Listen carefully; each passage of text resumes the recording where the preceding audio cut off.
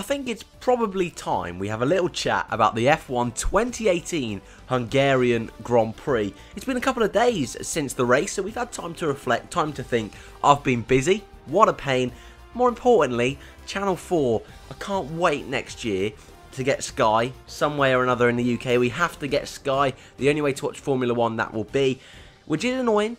That it's got to be paid, and I think Formula 1 should be a free-to-view sport, but as I always say, that's a topic for another day. Channel 4 put out the highlights about 8 o'clock at night. What a pain. Couldn't review the race on that night. Yesterday, I was working all day, got back late, and thought, you know what? Love Island final, more important.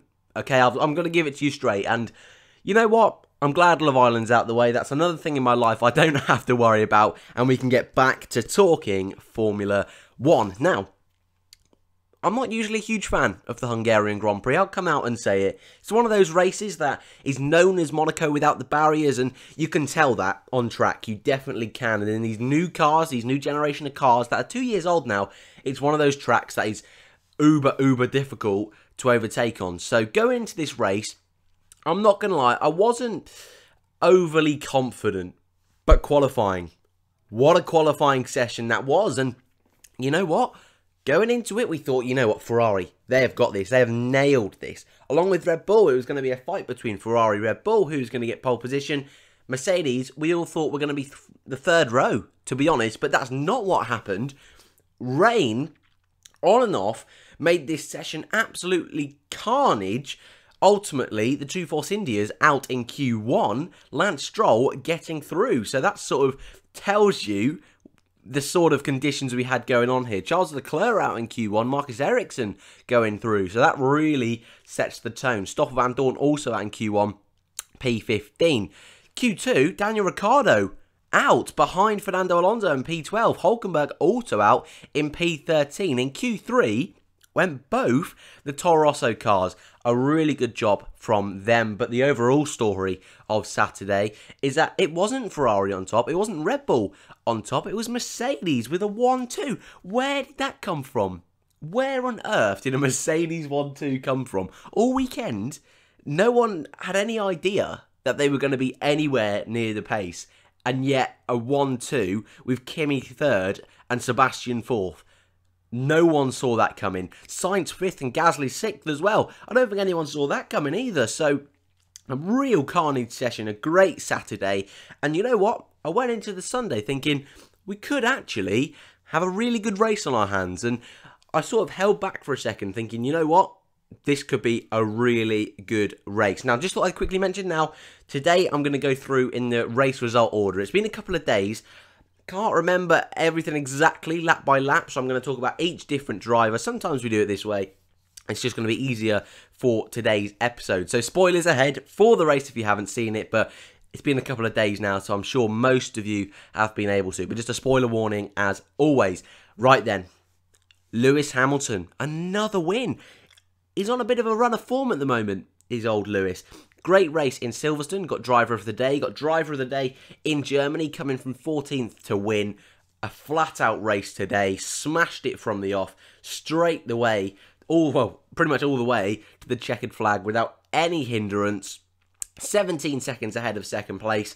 Job done for Lewis Hamilton. He goes into the summer break on a real surge of form, and we've seen over the past sort of few years that after the summer break, he's come back smashing it. He really has. The only thing that sort of comes to mind is 2016, where he came back and he wasn't quite on it, but a few reliability issues here and there really did hinder that. But most of the time, he comes back after the summer, head straight, smacked on, ready to go. And I think Lewis this year, once again, will feel that. And like I say, going in with this sort of form is fantastic for the Brit. Second place, Sebastian Vettel. I mean, Hamilton, we didn't have much to talk about. Sebastian as well, not really much. He made a cracking move on the first lap around the outside of Kimi Raikkonen. A few of the pundits suggesting that it might have been a Ferrari choreographed move, telling Raikkonen to move out the way. I'm not too sure about that. I think it was just a great move from Vettel and almost got around Bottas as well. So, a great start from Sebastian. But then we saw this real sort of clogged up nature of this circuit. It really did show itself. Cars not being able to follow, would rather hang back than overtake, which is nasty to see. It really is nasty to see, but they've got to do it to save the tyres, save the car. But for the most of the race, it was Hamilton from Bottas, from Vettel, then Raikkonen. Raikkonen was the first to stop very early on in the race. Looked like he was going for a two-stop strategy. That caused Bottas to sort of cover him, elevating Vettel to P2. Later on in the race, when Vettel made his stop, Bottas stayed on a one-stop. Bit of an odd strategy. They came in really early for their first stop, and they tried to push really late on, whereas Raikkonen stayed on the two-stop. Bottas then, due to a mistake in the pits from Sebastian, Bottas was able to retake P2, so it was still Mercedes 1-2, and Sebastian could not get past Valtteri Bottas, and then the carnage occurred. Now, there's going to be some decisive and differing opinions on the events that took place in the latter stages of the 2018 Hungarian Grand Prix. I want it to be known that none of the drivers involved in these incidents I have any sort of bias towards. They're not any of my favourite drivers. They're not any of my favourite teams. So I'm looking at this fight as a complete neutral. And Sebastian Vettel tried to go around the outside of Valtteri Bottas. In my opinion, left him no room on the inside. Valtteri had his tyre, his front tyre, alongside Sebastian's rear tyre. At no point did Sebastian completely overtake Valtteri. In my opinion, Sebastian sort of squeezes Valtteri to the edge of the track, and many people have said that, oh, he should have backed out. Well, from my perspective, Sebastian should have left room. When people were having a go at Kevin Magnussen, for example, earlier on in this year, when he's been squeezing people off the track into the wall, they've been saying what a dreadful driver he is, how dangerous he is. But as soon as four-time world champion Sebastian Vettel has done it, it's double standards. I think you look at it now in hindsight, Valtteri, if he did back out, would have saved himself a couple of positions. But the racing line around there doesn't start so narrow. Sebastian, obviously, like I say, was trying to force Valtteri out of the move. That was not the racing line. The racing line there is sort of a wide entry, cut back into the sort of apex in the inside of the corner, and sort of a wide exit. But Sebastian didn't do that when overtaking Valtteri, and I think that unnatural line sort of a cause to this incident. But I can't see both sides, but I do believe, I agree with the steward, a racing incident. But I don't feel that people, I don't know, are appreciating the fact that Vettel did squeeze him. You know, people saying, oh, he dive-bombed him. Well, in my opinion, I think Valtteri was still defending the position. You know, yes, he was behind in terms of his car was almost behind Sebastian. His front tyres were alongside Sebastian's rears, but I still don't think it was a dive bomb, like people were saying. However, moving on from Vettel, he finished in P2. Because of Bottas's damage, that meant Kimi Raikkonen was able to take P3. Happy days, he'd had a really quiet race. Sorry, I just knocked my mic, but he had a really quiet race. Able to do a two-stop. He was the front man on the two-stop on the podium. I think the only man to do a two-stop out of the ones we saw in the show, I think. I'm trying to just rattle my brain right now. I can't remember anyone else that went for the two-stop, but that also could be due to TV coverage just not showing it, which I have been critical in the past that they're not showing the midfield scrap. Anyway, Raikkonen got P3. Bottas, in the closing stages, was still holding on to P4, and Ricciardo was chasing him down. Daniel Ricciardo, who started P12, was hunting him down. A great race from the Aussie. Went around the outside of turn 1 on Bottas. Bottas had front wing damage, locked up almost. No downforce into the corner because of that front wing damage. Understeered into the side of Ricciardo. Ricciardo went off the circuit. I think really lucky to be able to continue. A couple of laps later was able to re-overtake Valtteri Bottas and claim P4. Bottas finished P5 but was then later given a penalty for hitting Ricciardo. I think with this incident, again, I think it's unfair, and it sounds like I'm having a bit of bias towards Bottas, but again, I think it's a racing incident. And the reason I say this is, if every time drivers are going to have contact and given a penalty, what's the point? What's the point in even trying to go for an overtake? You know, I remember back in Bahrain at the beginning of the year where Valtteri again, funnily enough, when Valtteri didn't overtake Vettel, everyone had a go at him how stupid he was. But the stewards and the FIA this year are being so sort of quick to just dish out penalties. If Valtteri, you can just imagine it, if he had dive-bombed Vettel, if he had knocked Vettel off the circuit, pushed him wide, they'd have just slapped him loads of penalties. So why would he have done that? And this weekend, I know he had front wing damage, and it was a big contact, to be fair, and Ricciardo was very, very lucky to get away with that.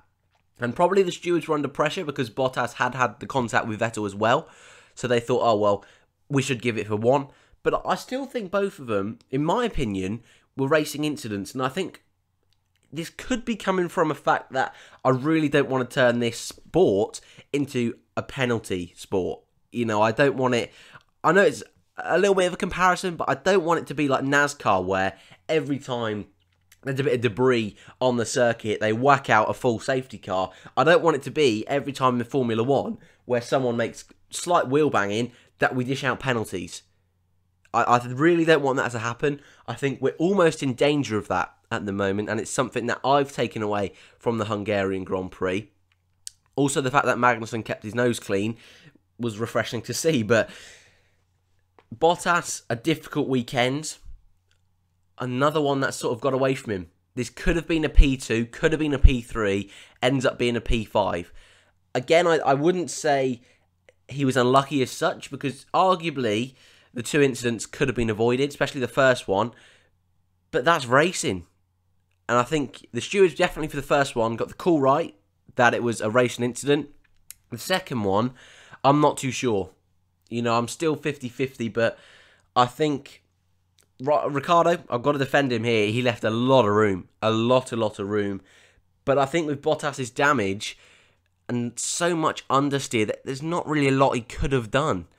Obviously, the onboards haven't come out yet, so we don't really know too much until that comes out. I imagine Formula 1 will release a video today showing the onboard of that crash, so that'll be interesting to see how early he turns on. Because if you think Nico Rosberg in Austria 2016, when he turned super late into the side of Hamilton, is it that sort of incident here? Or is it that he's turned in, the car can't turn in because of the front wing damage? I'm really interested to see there. I think it's got to be, if the stewards gave him a penalty, I'm expecting it to be that Valtteri turned in late. That's what I'm expecting.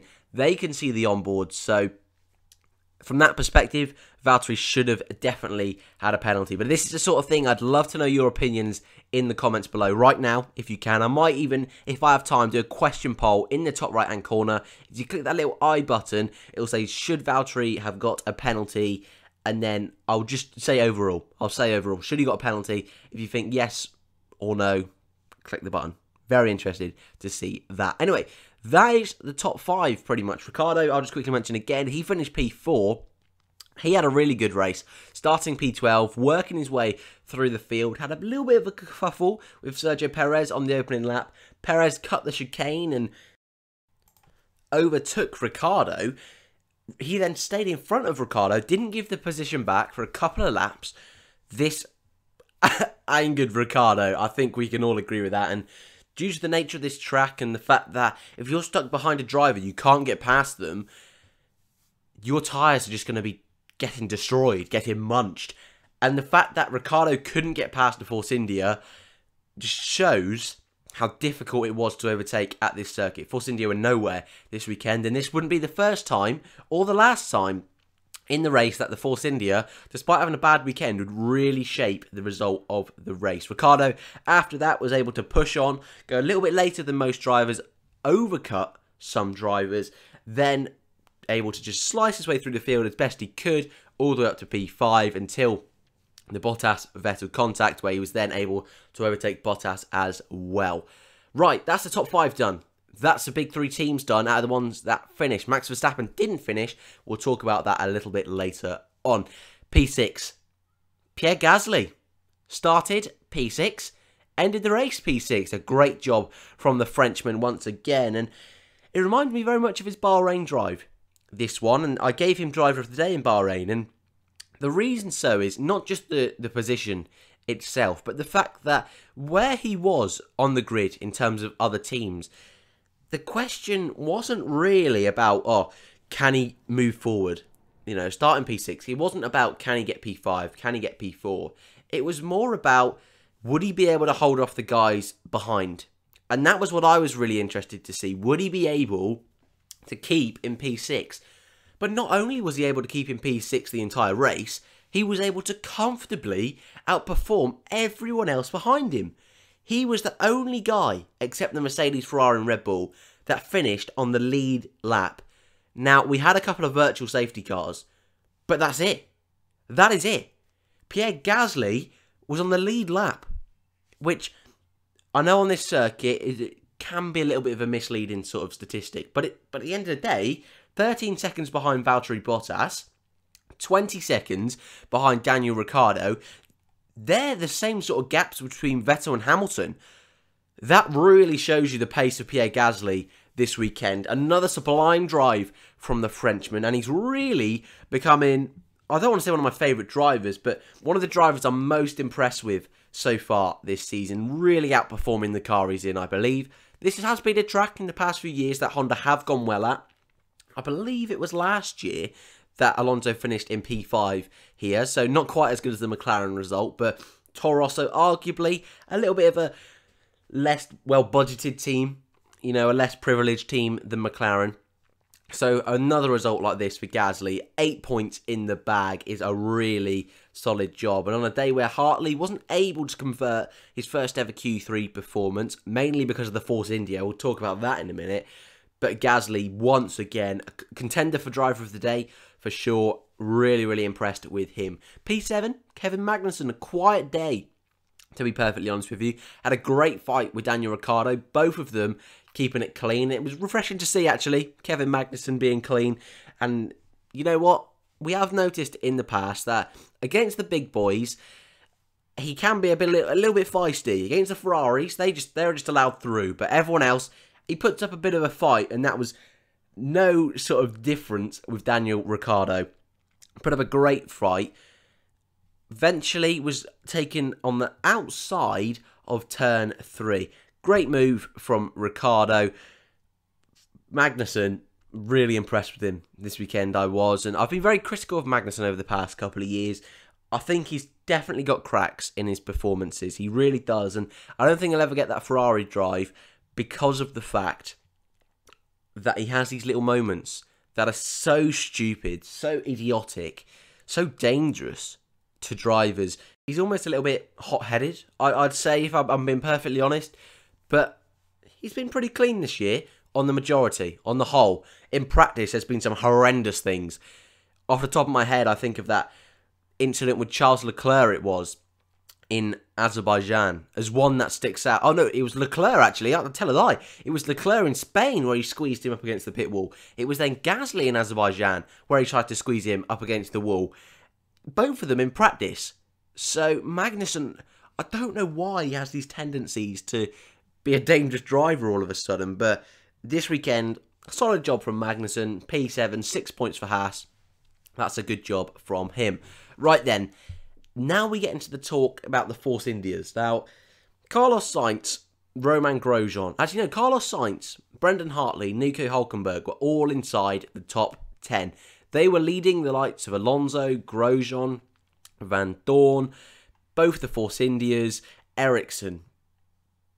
But Sainz, Hülkenberg and Hartley all came in early. Grosjean went a little bit longer and was able to jump Hartley and Hülkenberg. So it looked like when the two McLarens came in, that went ridiculously long, both of them, Alonso and Van Dorn, it looked like when they'd come into pit, Sainz would inherit P8, Grosjean P9, Hartley P10. But The racing gods had other ideas, and the Force India of Esteban Ocon, who stayed out long, was able to hold up all of these guys on fresh tyres. Ocon had stayed out a ridiculous amount of time. The guys in the fresh tyres, despite being in quicker cars this weekend, with, like I say, new tyres, weren't able to overtake him, and it just ended up being a train of slowness. A snail train. It was shocking when the two McLarens, who went ridiculously long, starting in P11 and P15, came out in P8 and 9. And it looked like, for the first time since, Azerbaijan, that they were going to get a first double points finish. And Stoffel Van Dorn from P15 on the grid was looking like a real driver of the day contender, especially because he was catching Alonso. He was 1 second behind Alonso, catching him until his car broke down.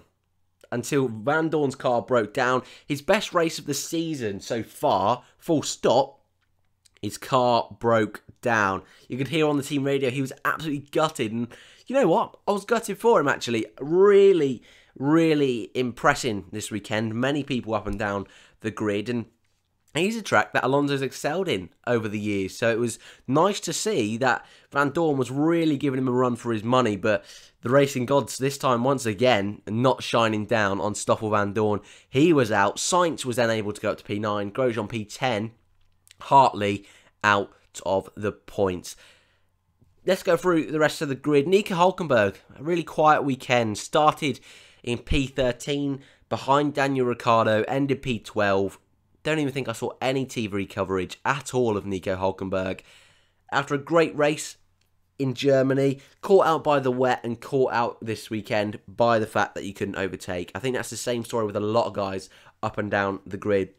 Sergio Perez and Esteban Ocon, they were 13th and 14th. Ocon just ahead of Perez. Like I say, their most exciting parts were holding other drivers up. So that sort of explains Force India's weekend, especially... Well, I was going to say especially due to the fact that they've gone into administration. It's an awful weekend for Force India. Definitely one to forget for them. Ericsson, P15. Sergei Sorokin, P16. And the last of the finishers, P17. Guys that didn't finish. Stoffel Van Dorn, as mentioned. Charles Leclerc was squeezed by the two Force Indias on the very first lap. Both of them sandwiched him, smashed him up, smashed him to pieces. He was out on lap 1. And on lap 5, Max Verstappen, an engine issue again for Renault, put him out of the race. Some very choice words from Verstappen, forced an apology after the race, but you can feel his pain. You really can. You know, he was just saying, you know, in layman's terms, he doesn't care anymore. It's pointless trying to drive this car. Yes, it's great when you get the race wins, but that engine is so unreliable. And I think at this stage of the season, the Honda has been more reliable than the Renault. So I think maybe for Red Bull, this is the perfect time to switch for them. And on a weekend where we saw Hülkenberg in the works Renault car, he had an engine issue in practice. Renault, in this second half of the season, obviously, they want to be going on and pushing for 4th in the championship. But at the moment, engine issues could be their downfall. So that's going to be really interesting to see. Quickly going through the top 10 again, and just in case you missed it or I missed anyone. Hamilton with the win. Vettel and Raikkonen sharing a double podium for Ferrari. Ricciardo P4. Bottas P5, Gasly in the fantastic P6, Magnussen P7, Alonso 8th place after starting in 11th, a really good job from the Spaniard, 9th for Carlos Sainz, and the final point went to Romain Grosjean. Right, my favourite bit of the day, my favourite bit of any race review, talk about driver of the day, talk about my opinion of the race out of 10. Drivers that stood out for me today, Lewis Hamilton, smashed it, Daniel Ricciardo, smashed it. Van Dorn, for the most part, also smashed it.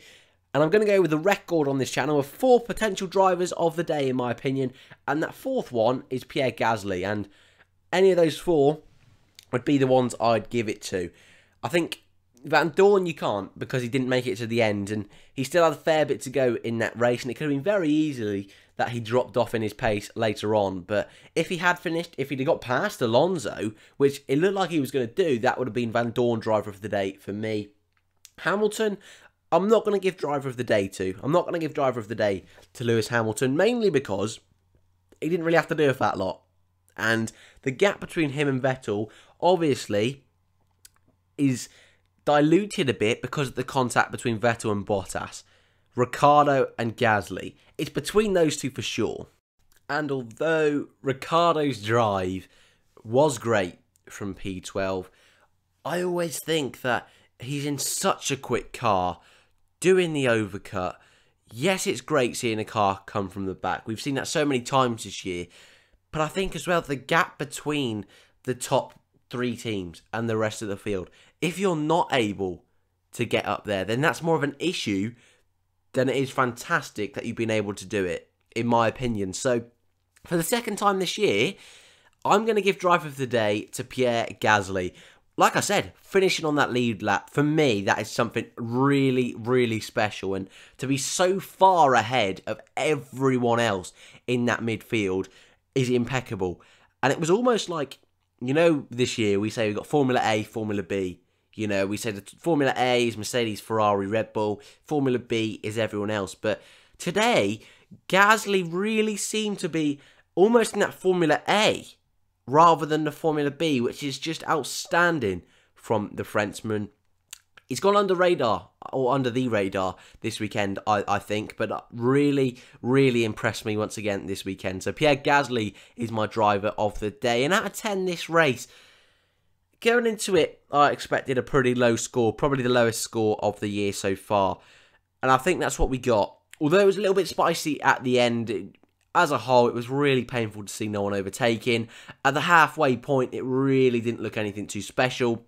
And so, I'm going to give the Hungarian Grand Prix 2018 a 6 out of 10. Very low score. Well, consider last year, that probably would have been in the top half of all the races. You know, if you remember back to last year, in the first 5 races, we probably had about 3 races with 0 overtakes. And that's not even exaggeration. I remember at Russia, the only overtakes were during the pit stops. No one else overtook. And in Russia, that's a track where there's plenty of straight lines for you to overtake. So, yeah, this one really didn't impress me. A 6 out of 10, a little bit back down to earth as we head into the summer break. 3 weekends with no F1. Blimey. By the time we get into Spa, the F1 2018 game will be on the shelves. So this sort of tells you how far away this next race is. And I think it's a time for all the teams to reset, except Force India. They have a lot of stuff to go through right now. But it's a time where all of us can have a little bit of a break, get very upset about Formula 1 in probably a couple of days' time, wish it was back, but still have to wait 3 weeks. So I'm not looking forward to it whatsoever. Later on today, guys, will be my review of Season 4 for Formula E. So if you haven't watched Formula E this year and you just fancy having a little look, maybe you want to get into it next season, please be sure to check that out. That'll be on the Formula E show later today. Thank you guys for watching as always, and I'll see you in the next one.